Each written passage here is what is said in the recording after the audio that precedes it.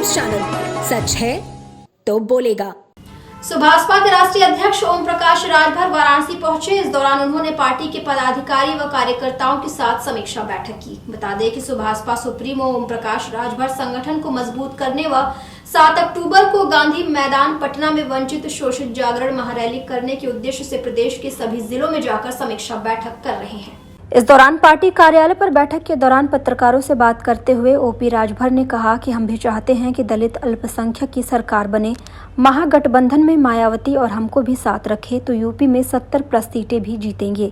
इसके साथ ही केसीआर पर निशाना साधते हुए कहा कि सीएम के चंद्रशेखर राव उत्तर प्रदेश में कितने वोट दिला पाएंगे, गठबंधन में अगर दलित चेहरा है तो मायावती को प्रधानमंत्री मान ले।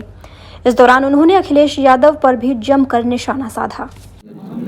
देखिए, हम लोग लंबे समय से पूर्वांचल के 32 लोकसभा सीटों में हम लोग पार्टी के संगठन को आगे बढ़ाने का काम किया। इधर 6 साल से प्रदेश में 80 लोकसभा सीट पर 75 जिले में और साथ साथ बिहार के 38 जिले और 40 लोकसभा सीटों पर हम लोग काम कर रहे हैं। तो संगठन अपना हम लोग तैयार करते हैं और जब समय आता है 2 महीना 3 महीना रहता है तो गठबंधन होते हैं।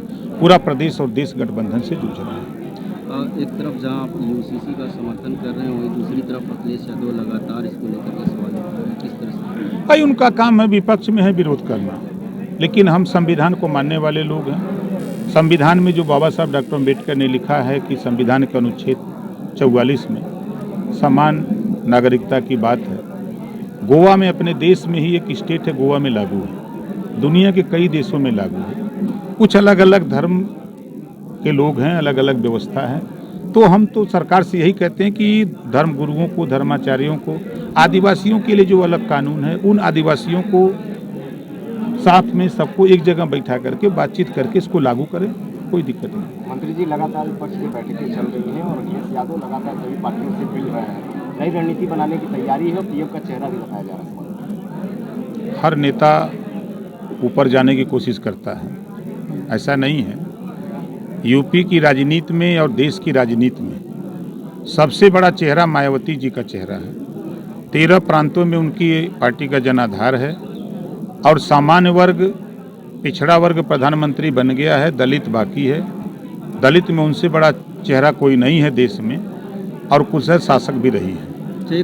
सोचे कि अगर विपक्ष एकता बना रहा है तो मायावती जी को साथ ले ले, सोनिया जी हो जाए, नीतीश जी हो जाए, जयंत जी हो जाए, अखिलेश जी हो जाए, उसमें हमको भी ले लें तो 70+ यूपी में ही हो जाएगा।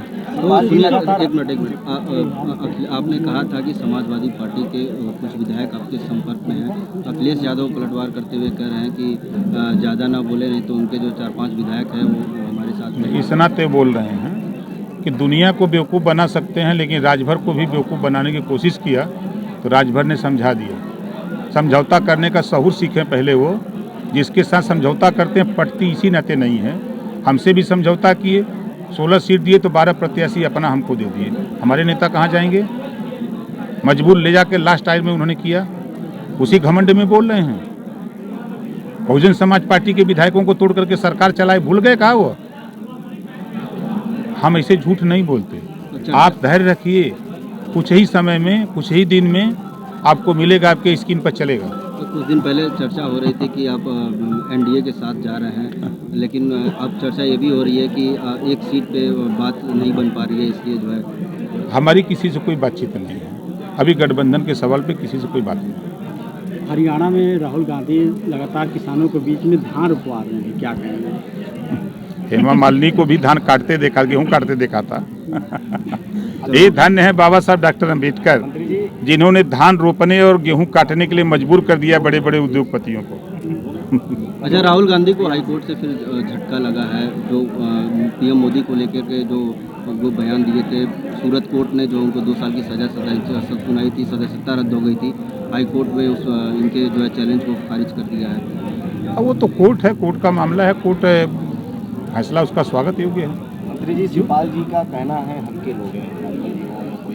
सही कह रहे हैं, क्योंकि वो जिस पार्टी में गए हैं वो राजीव दल है। हम अनरिकॉग्नाइज हैं, हम मान्यता प्राप्त दल हैं। उन्होंने भी भारीपन, प्रगतिशील समाजवादी पार्टी बना के बड़ा भारीपन पैदा किया। इतने भारी हुए कि समाजवादी पार्टी के टिकट पे लड़े और इतने भारी थे कि फिर विलय कर लिए। तो स्वाभाविक है, हम तो 6-6 गोली वाले बाबा हैं। ज्योति मौर्य को लेकर इस समय डेंजियो केवल टीवी धमाका। डेंजियो लाया है सबसे सस्ता सबसे अच्छा मनोरंजन। आज ही लगवाएं सबसे सस्ता HD पिक्चर उच्च क्वालिटी की सुविधा के साथ। संपर्क करें 9889026747, 054224548557, 9889199180।